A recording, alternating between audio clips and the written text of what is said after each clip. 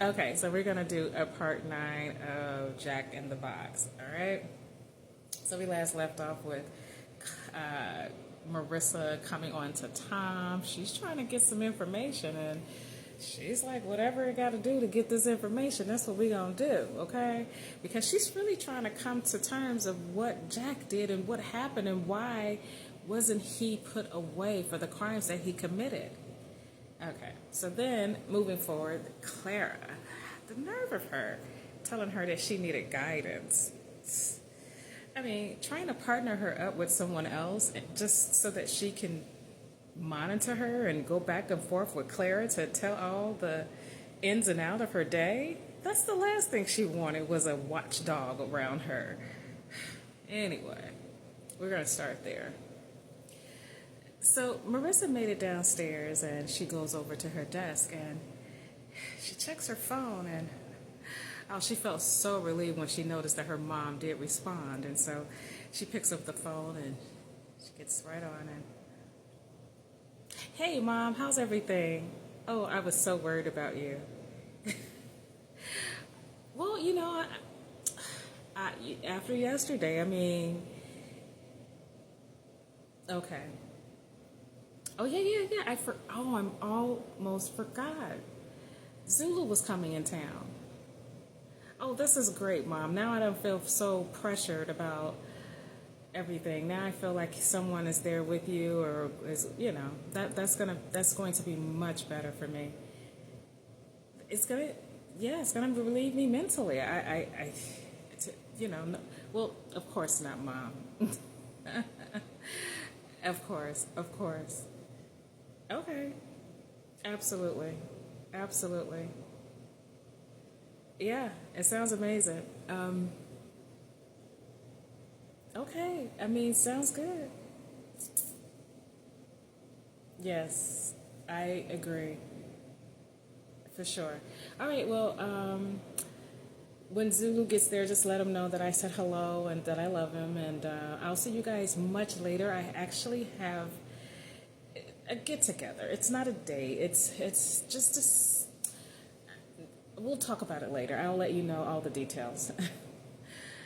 It's nothing like that, Mom. Trust me. Okay. All right. I'll talk to you soon. All right. Bye bye. Claire's mom was fine. She was getting ready because, not Claire, Marissa's mother was fine. She was actually away from her phone and into another room and getting the third bedroom ready for Marissa's brother. Her older brother was coming in town, and it was very helpful because Marissa didn't have to feel so overwhelmed about checking on her mother all day because now that her brother was there, she knew that everything would be okay because Zulu didn't play about his mother or his family altogether. So, so she relaxed but that nudging feeling about what Clara tried to pull, like why would she do that? She just rolled her eyes and got to work and started looking through this file and she found something. Something that didn't stick out before. That's sticking out like a green thumb. It's like a red flag. Gosh, how did I miss this?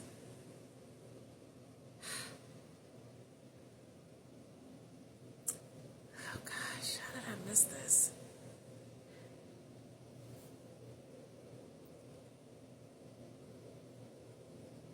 One of the victims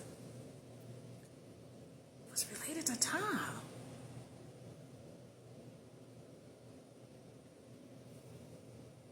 How did she miss this before?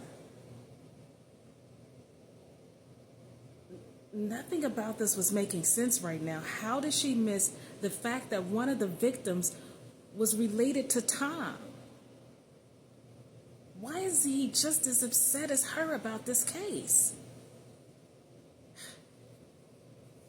Now she knew, whatever her and Tom, she had to get extremely close to Tom.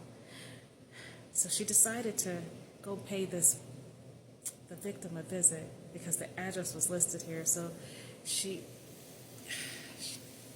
got up from her desk and went to the parking lot and got into the car, and she wound up giving this this victim a call, and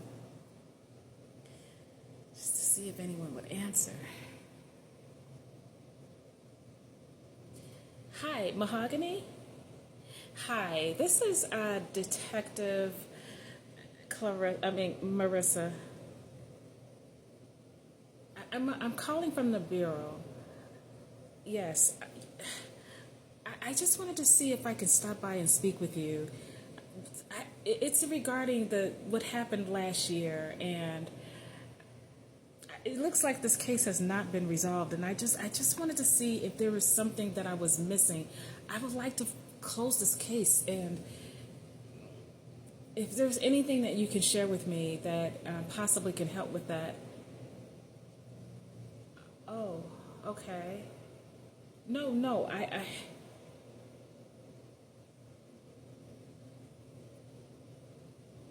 Oh, really?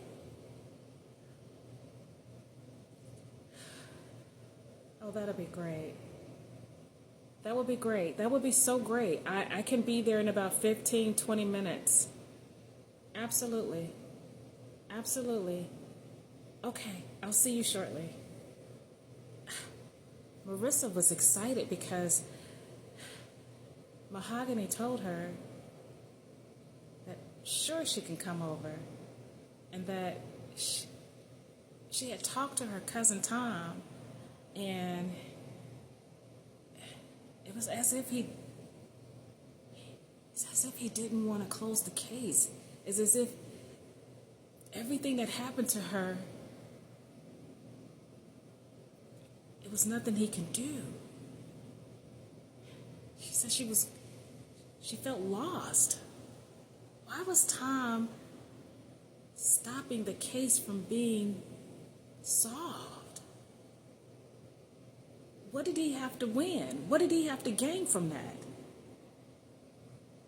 Something's not adding up. So Marissa put her foot on the gas and got right on over there, and ended up over there in the next maybe 10 minutes because she wasn't too far. So she pulled up in the young lady's driveway and went straight up to the door and rang the bell. When she rang the bell, she waited. She waited for a couple of minutes, and then finally she started hearing somebody rustling behind the door, opening it up. And there stood this really tall guy, but what Marissa noticed, the guy was part of the heist.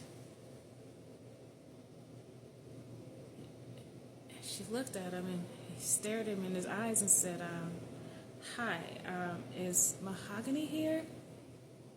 And he looked at her and he said, yeah, she's here. And you are?